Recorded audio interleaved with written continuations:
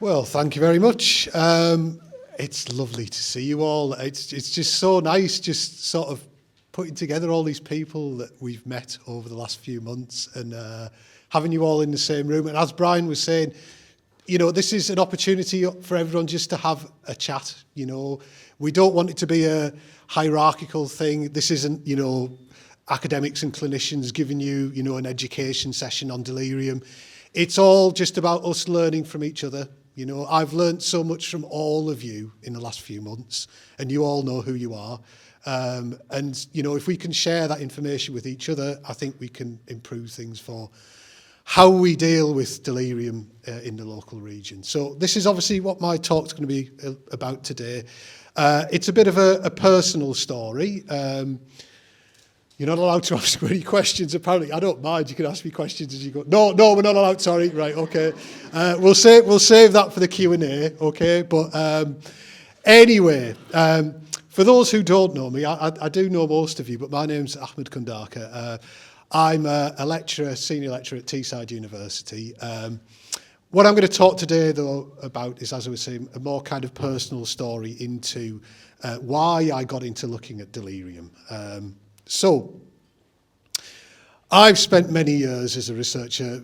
As you can see by my grey hair, I've been in the game for quite a while, and I was a dementia researcher at based up at Newcastle University originally. I used to work in the brain bank at Newcastle Uni, sitting looking at the this is post-mortem brain tissue. For those who don't know, people donate their brains to the brain bank. And we used to try and get an understanding about what happened to the people during life and how their brains ended up in this particular state, understanding the mechanisms behind the different causes of dementia and other kinds of neurodegenerative diseases. So I spent many years studying the brains of people that I'd never met during life. Obviously, I was just looking at at one point in this person's life when they died. I didn't have their life story. I didn't get to know these people. I was just examining their brains after they died. So it was a bit of an odd sort of, you know, job to have, really, but very fulfilling, and I really enjoyed it.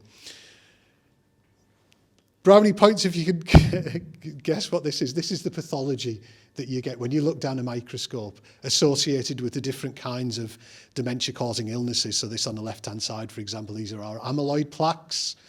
These are our tau tangles that define Alzheimer's disease.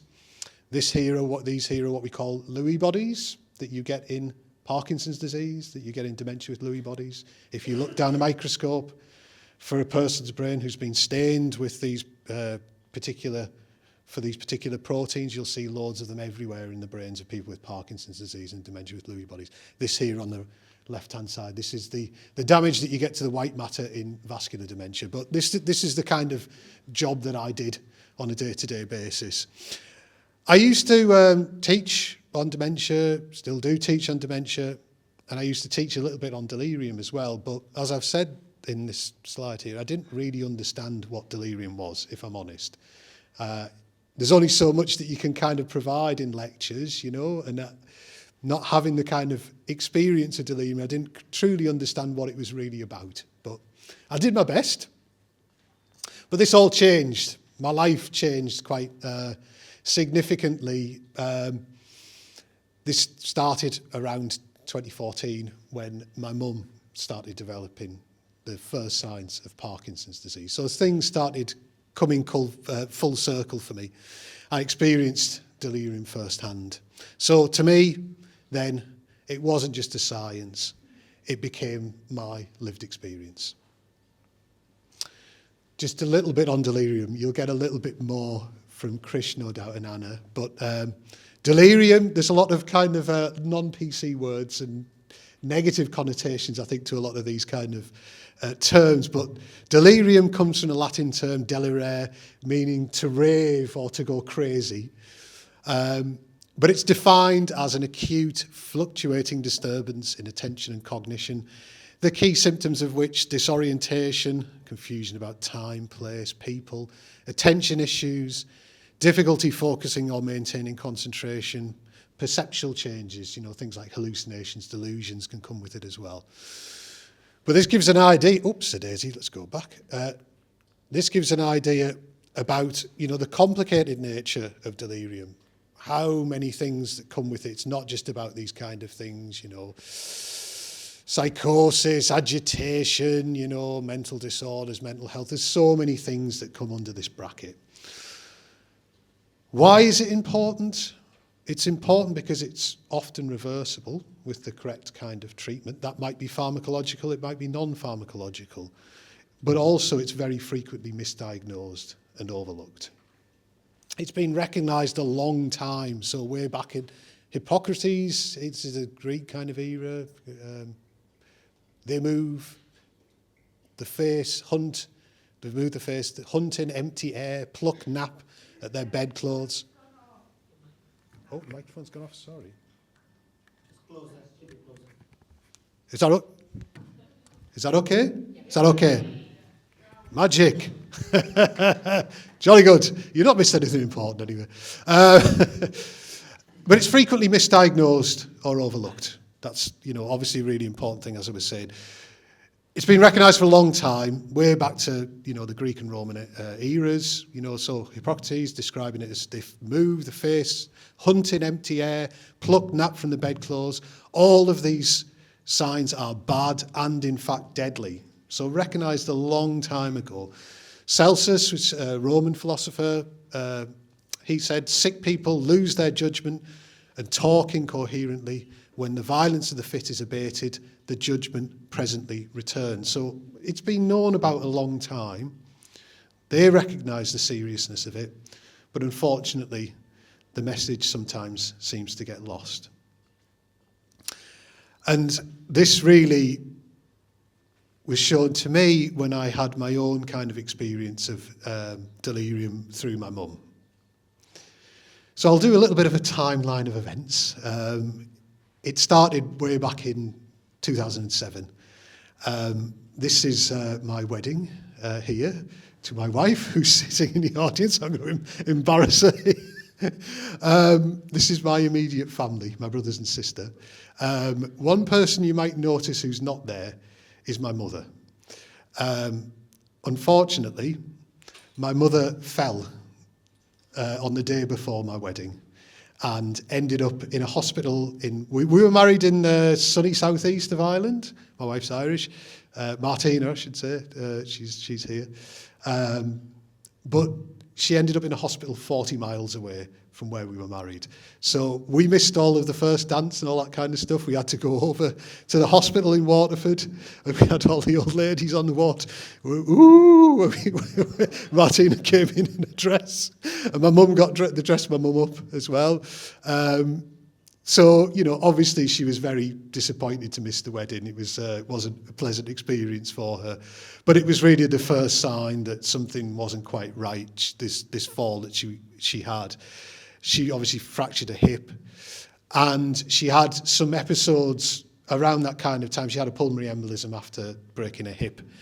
And then she had a series of mini strokes, we think, after that, around this kind of time. And that really was the first part of the journey, we think. Flash forward to 2015, she was diagnosed with Parkinson's at this particular point. She managed okay to start off with. There were a few incidents along the way, a few traumatic incidents for my mum. She lost a son. My brother died in 2013, and we lost our daughter as well, myself and Martina, so she lost a granddaughter as well. So lots of kind of tragic things really that happened, and that kind of affected her overall mood. But she became very anxious as well with the Parkinson's disease, a lot of panic attacks, a lot of what we call autonomic features that you get with Parkinson's disease. But she managed okay. She remained independent until around 2017. She had a bit of a nasty fall. I found her in the shower, and she was very kind of shaken up as a result of that. But she didn't break a hip. She didn't enter the hospital, thankfully. But 2018, she did have a hip fracture. I've looked through her clinical notes and delirium was mentioned. She had 4 to 5 days of delirium. But I've got to say, we're talking about, we're in Stockton Council here, Julie. Stockton Council did us proud. The rehab pathway was really good and she was treated really well, you know, and I think the delirium obviously was picked up and, you know, she was looked after as a result of that. The main problem though was in 2019 when she had a second fall. This time she didn't break a hip, which I suppose was good news, but it was pretty disastrous really what happened to her. She ended up on a general ward, so she wasn't on the rehab pathway. And this was in the middle of summer.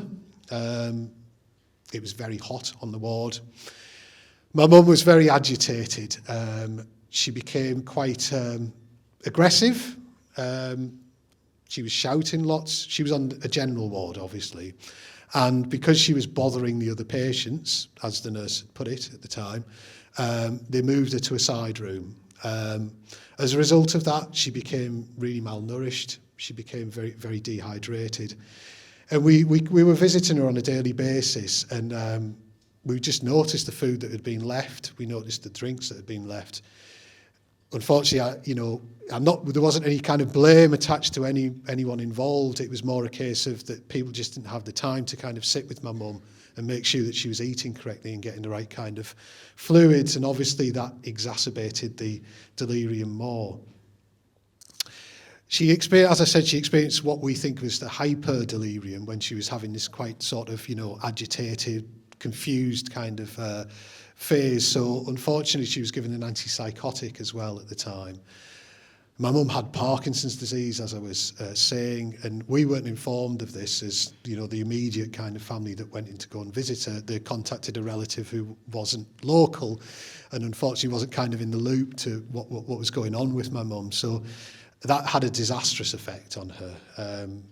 I went in to see her and I barely kind of recognised her because she was so tense and, very withdrawn, non-responsive, to when I was speaking to her. So it was a very disturbing kind of time to her. And because she wasn't eating, she wasn't drinking, this exacerbated the delirium further. So we ended up in this vicious circle, really, of the delirium getting worse. And it took her a long time to recover. And really, we never got her back after that in terms of a full cognitive status. So as a result of that, she entered the care home. It was a care home in Stockton again, and I've got to say the care home was fantastic.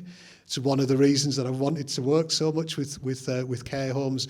We had a really great relationship with the care home. They treated my mum really well, and she was very happy there. This is a picture of my mum in the care home, and I was going to show you a video of it. I wasn't really sure. This is the difficult kind of thing as well when you think about delirium within the context of dementia. It's sometimes quite difficult to disentangle. And my mum, at this kind of period, often used to go off on flights of fancy, talking about these stories about, stuff that really wasn't happening at the time. So on the left-hand side, we have whether this was a hyperdelirious state that she was in or whether it was just, she was advancing in her Parkinson's, we're not really sure. Maybe Krish could have helped us with ascertaining that. But this was her in a very sort of, lucid, chatty kind of state. And this was her when she was very withdrawn. And unfortunately, as things progressed, this became a lot more frequent.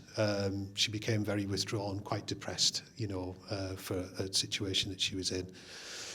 And unfortunately, we hit right at the time of COVID. So I mentioned how good the care home was. They managed really well, but obviously, as I'm sure a lot of the care home managers will know, when COVID hit, it was a really difficult time. We didn't see my mum for a couple of months. It was a really difficult time for us, as I'm sure with a lot of other people as well. We couldn't see my mum, and the change that she had from when I last saw her to the last time that we saw her was very, very different. But we did. She entered the hospital and she caught pneumonia. She caught COVID, I should say, and developed pneumonia from that. And because of that, it was just one call from a nurse who said, look, we think your mum's dying. Come into the care home and you can see her. And it was all a bit strange. We got in the back door. I'm not sure how above board this was, but it was very much appreciated, obviously. And we got to see her in the last week of her life, you know. So she just clung on just enough to see us in that last week. So we're forever thankful of that. So I hope through sharing this story, you know, you might get the same kind of idea about the personal side of delirium and how much delirium matters. You know, I think we had, especially in that initial kind of instance that been picked up, things could have been so different and, you know, more manageable for my mum. And that's the thing that has set me off on this journey, really. As I said, I'm a lab researcher, like Cam we have in the audience here. We're both lab researchers by trade, really. But there's a lot of things I think that we can do to help with dementia and delirium in the community. And from getting out there and meeting you all, I can see all of the great work that's being done by so many people in the local area. And it's inspired myself and Dr. Kamara Amin Ali, who's sitting in the audience here, to set up the Dementia Research Partnership Network, which is based at the university. And it's just really a way of bringing together researchers and bringing together people from the local community, charities, clinicians, to try and address some of the issues around dementia and delirium. So that's a picture of us all there at our last meeting. And I just want to say thank you to everyone for coming. And thank you, and obviously thanks mostly to my mum for, she was a nurse, I should say as well, so she would approve, I think, of the story and of us sharing this information and trying to make things better for people living with dementia and delirium. Okay. Come on, I can't hear you clapping. That was brilliant. Come on. Thank you, sir. Thank you so much.